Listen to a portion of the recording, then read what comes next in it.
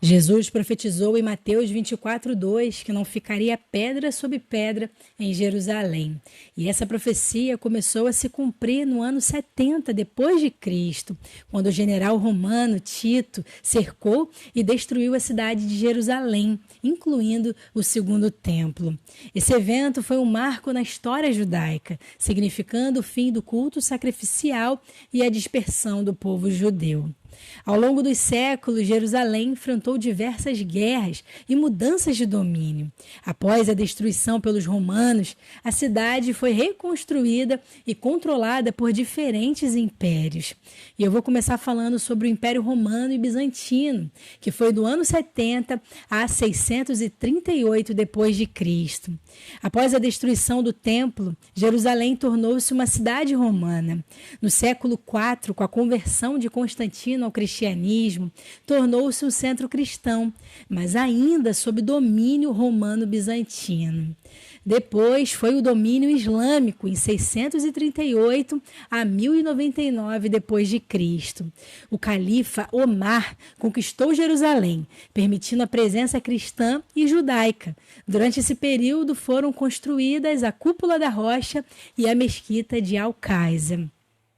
Depois, as Cruzadas e o Reino Latino de Jerusalém, que foi em 1099 a 1187 depois de Cristo.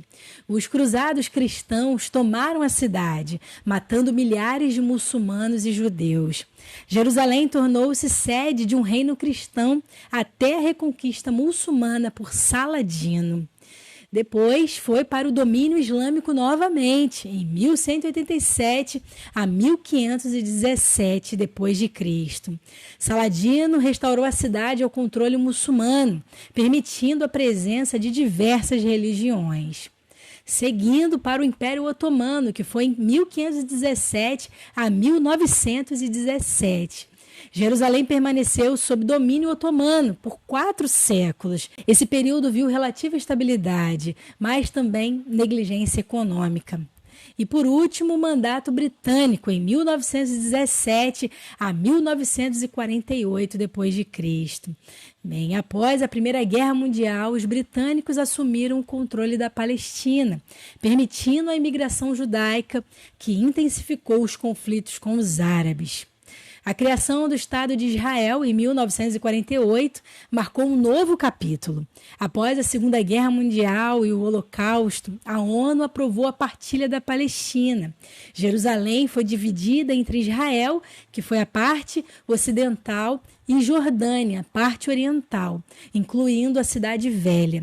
Em 1917, na Guerra dos 6 Dias, Israel tomou Jerusalém Oriental, unificando a cidade. Desde então, Jerusalém tem sido um ponto de tensão global. Israel a considera sua capital indivisível, mas os palestinos reivindicam Jerusalém Oriental como sua futura capital.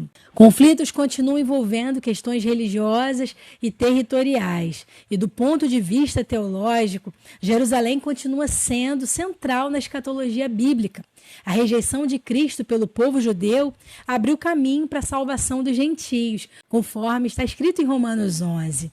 Mas a palavra de Deus prevê que Israel passará por um tempo de grande tribulação antes de reconhecer Jesus como verdadeiro Messias.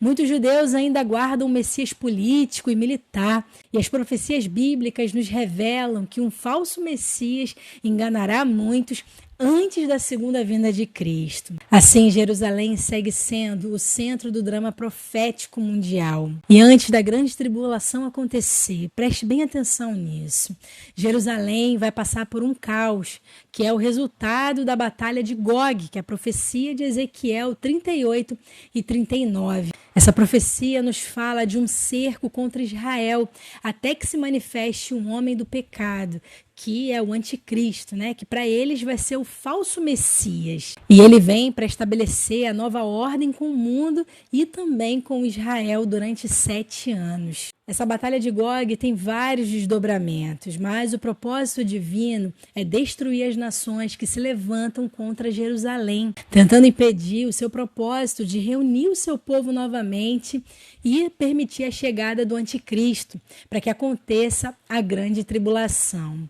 Esses eventos precisam acontecer para que possa desencadear os eventos finais desta presente dispensação.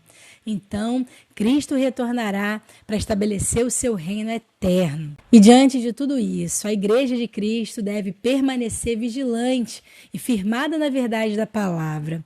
Os sinais estão diante de nós e o mundo caminha para o cumprimento dessas profecias. Precisamos definir o nosso destino hoje. Não podemos nos enganar por falsas promessas de paz e segurança, mas que sejamos fiéis até o fim, aguardando com expectativa o retorno glorioso de nosso Senhor e Salvador, Jesus Cristo.